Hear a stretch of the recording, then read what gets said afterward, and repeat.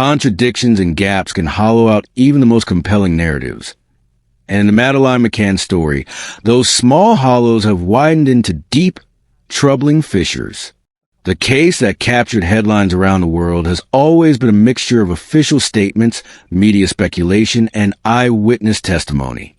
What begins as a straightforward account, a child vanishing from a holiday apartment, quickly becomes knotty when descriptions change, memories harden, and timelines shift. Hit the subscribe button and turn on the bell, so you'll be first to get updates as we sift through the claims and contradictions that continue to shape public perception of this unsolved mystery. Jane Tanner's changing description presents more than a simple recounting error. It exposes a fragile architecture of memory and how easily it can be reshaped. Initially, Tanner gave a description of a man she thought she saw carrying a child along the resort road. Over time, elements of that description were altered or emphasized differently in subsequent interviews and in public retellings. To a casual observer, this could look like the normal fuzziness of memory under stress. But when small changes accumulate, shifts in height, clothing, gait, or the presence of a child, the resulting image becomes something other than what the witness originally reported. The mechanics of memory provide context for why this matters. Psychologists tell us memory is reconstructive, not a video playback. We piece together fragments using cues from present, prior knowledge, and even media coverage. In high-profile criminal cases, those external cues are everywhere. News reports, discussion forums, and repeated police briefings. Each new detail published publicly can become a scaffold around which a witness unknowingly rebuilds a memory. Thus, a description that started as a tentative sketch can ossify into confident testimony and later be read as corroboration when, in truth, it is contamination. That is not to say witnesses lie intentionally. More often it's the opposite. People sincerely remember things that did not happen exactly as they describe. Yet the consequences in a criminal investigation are real. An altered description can send investigators down different lines of inquiry, allocate resources to false leads, and shape public suspicion. In the McCann case, Tanner's shifting account was referenced again and again, becoming a cornerstone for some theories and a point of skepticism for others. What should be noted, and what this case highlights, is how dangerous it is to treat any single eyewitness statement as immutable. Each account must be weighed against independent evidence, physical facts, and corroborative testimony, and even then handled with caution. When a witness's description shifts, the perception of unreliability spreads to other pieces of the narrative. Critics argue that such changes undermine the abduction theory. Supporters maintain they're understandable in trauma. Either way, the end result is the same. The narrative becomes contested. Questions follow. Did the witness adjust their story to fit media reports? Did investigators inadvertently steer recollection with repeated questioning? Or did genuine recall improve as more details were discussed and mentally rehearsed? There are no neat answers. What the Tanner example does make clear is that memory's frailty should temper our certainty. In courtrooms and headlines alike, nuance matters. When a case depends heavily on recollected fragments, the simplest change in phrasing can tilt public belief, provoke new lines of inquiry, and sometimes overshadow physical evidence that might be harder to interpret but less susceptible to distortion. Across the board, the Tanner matter is a reminder. Eyewitness testimony is valuable, but only when contextualized and corroborated. In high-profile missing person cases, where emotion, media, and time converge, even the most earnest account must be scrutinized for the invisible ways it may have been altered since the moment it was first formed. The Smith family's later identification of Jerry McCann offers another twist in the story's complicated arc. For years, their recollection seemed tentative, uncertain, even contradictory. Yet at some point their identification became more concrete, and that shift has since been cited by commentators in ways that raise questions about suggestibility and the evolving confidence of witnesses. When a family who were on holiday near the McCanns first spoke to authorities, their memory of the events and the people involved was marked by caveats. Uncertain timing, unclear descriptions, and difficulty placing individuals in a crowded setting. Over time, through media exposure, police releases, and public speculation, the Smiths' account reportedly became firmer. They later identified Jerry McCann as someone they had seen. That pivot matters because it illustrates a broader pattern. Witnesses who were unsure at first growing more certain later on. Why this happens is not necessarily nefarious. Familiarity breeds recognition. Hearing a name repeatedly in connection with an event can create a cognitive link that feels like recall when a photo of a suspect is circulated or a name becomes prominent in the press. People often report a sudden clarity in their memories. This is the same psychological mechanism that fuels false identifications in lineup procedures and cross-race identification errors, subtle, powerful, and often unconscious. However, the practical effect is significant. A later identification by the Smiths was seized upon by critics as confirmation that those close to the case were, perhaps unwittingly, reinforcing a narrative that fit a theory. Supporters of McCann's point to the identification as validation that observers did indeed see a figure who matched Jerry's description. The ambiguity remains because the identification did not come when the memory was fresh and unmediated. It arrived after the case had entered the public imagination. Investigators face a difficult balancing act here. They must treat every identification seriously, while also applying procedural safeguards to reduce error. Proper police work includes documenting the conditions under which an identification was made, whether photos were shown sequentially or simultaneously, and whether the witness had prior exposure to media images. In McCann's story, some of those safeguards, or at least a public record how they were applied, are not as clear as one would wish. Openness about methods could have made a big difference in evaluating the weight of the Smiths' later certainty. The Smith shift is emblematic of a broader challenge. How do investigators and the public separate genuine recollection from memory reshaped by time and exposure? In many ways, this is the heart of the case's ongoing controversy. A single, later identification can be read as a decisive piece of evidence or as an artifact of suggestion. And without independent verification, both interpretations remain plausible.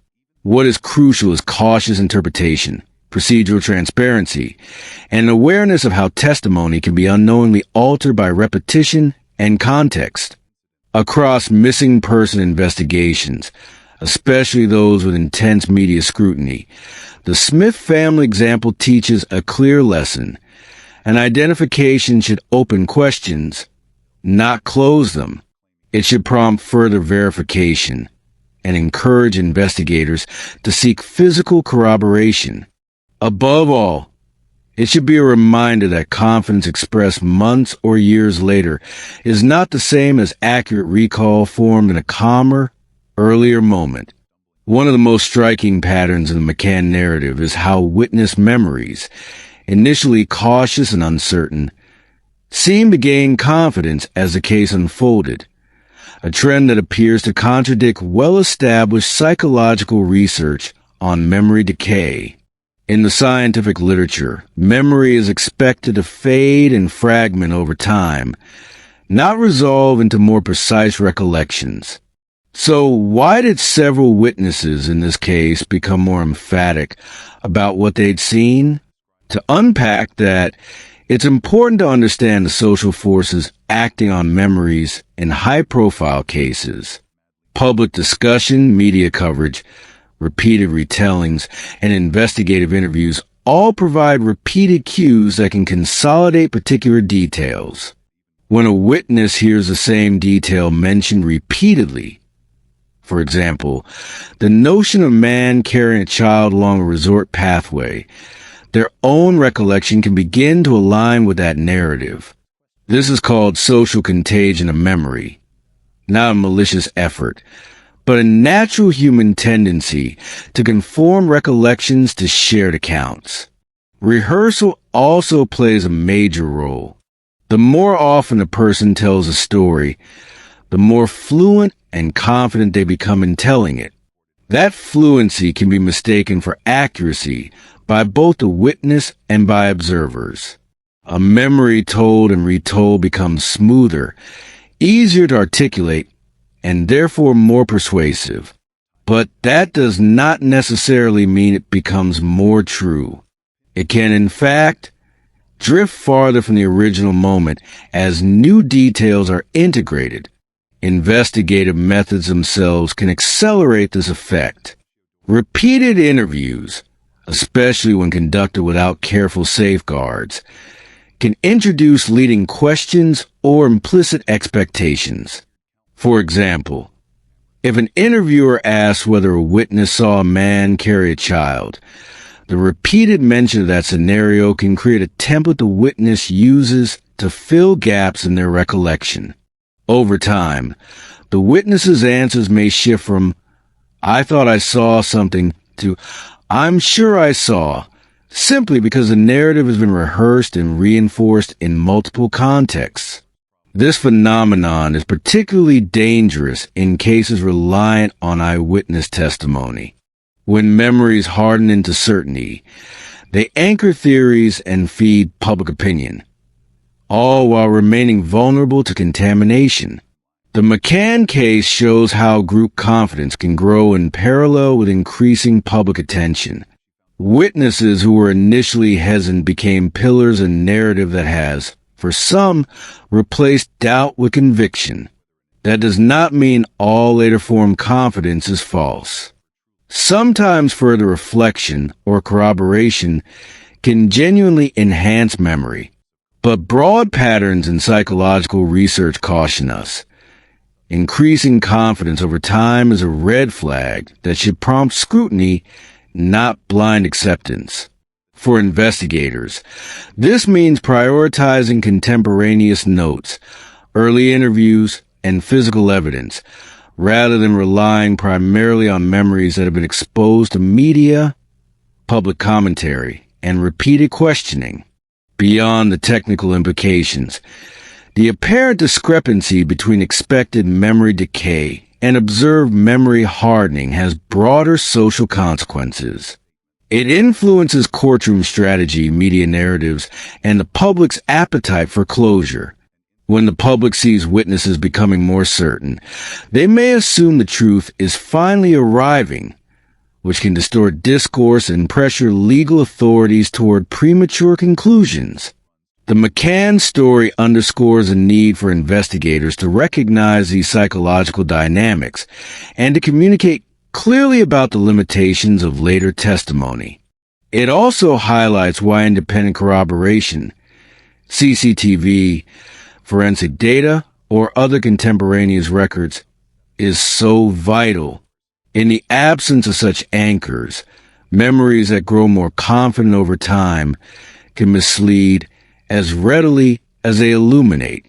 Ultimately, increasing witness certainty over time should be a prompt for caution. It's a call for methodical verification and for separating the human impulse to rehearse stories from the harder work of assembling evidence that does not reshape itself with every retelling.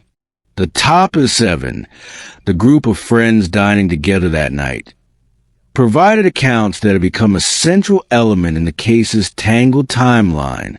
Their stories about who used which doors when they left the table and who checked on the children have never fully aligned, and those inconsistencies have complicated both the public narrative and investigative lines. At the heart of the Tapas Seven issue is the question of timing. In missing person cases, minute-by-minute reconstructions are vital. A 5 or 10-minute discrepancy can separate one theory from another.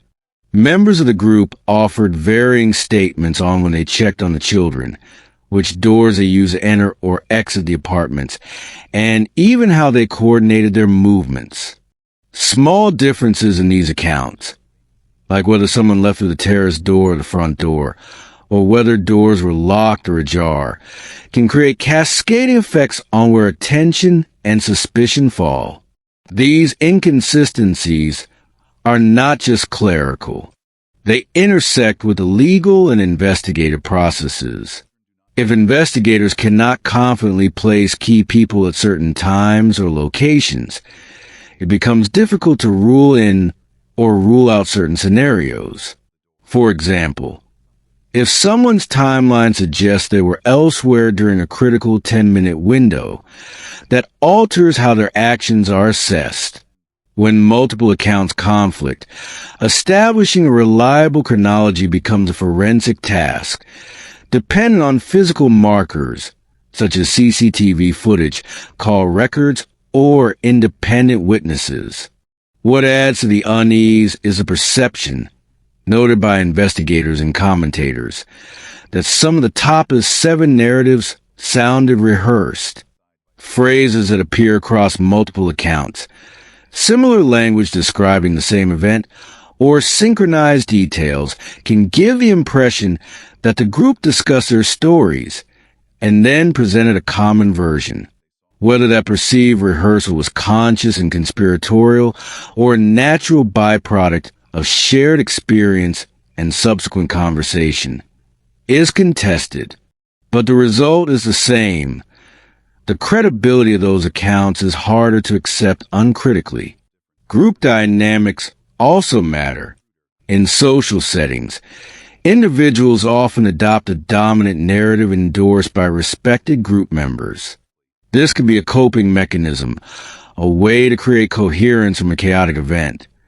But it can also unintentionally create a uniform story that masks individual uncertainty.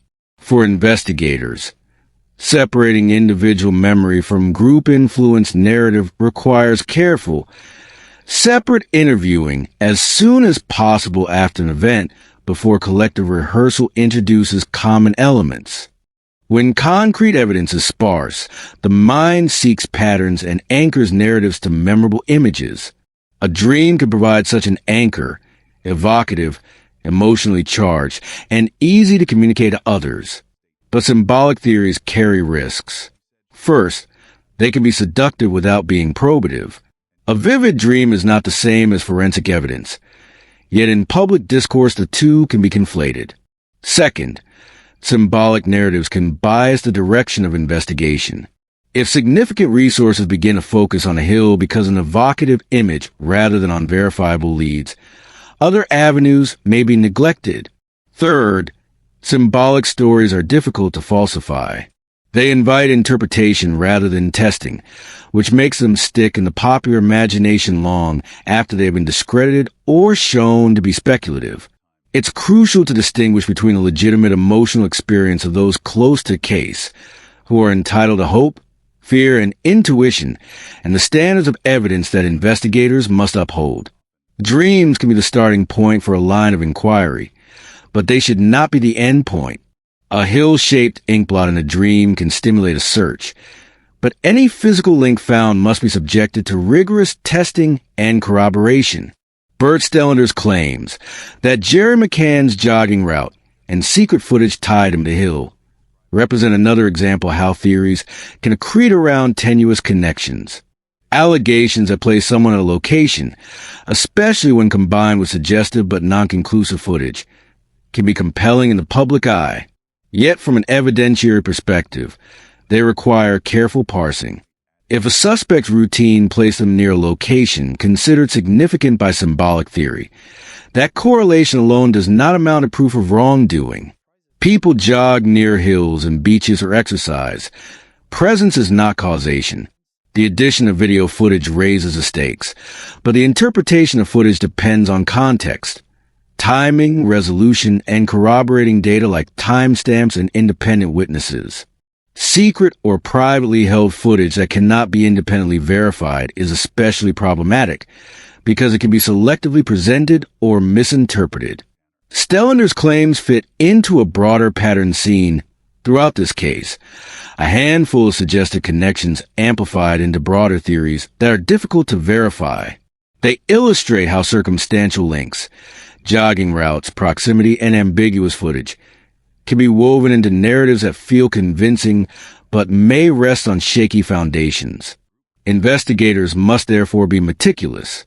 Proximity data must be cross-checked with alibis, timestamps, and additional records. Footage must be authenticated, dated, and placed in a chain of custody. Without those steps, allegations risk inflating suspicion without delivering proof. For the public, the takeaway is to remain cautious. Intriguing associations do not equal guilt, and they should be evaluated within the framework of corroborated evidence. Rehearsal sheets, real or alleged, raise legitimate investigative questions.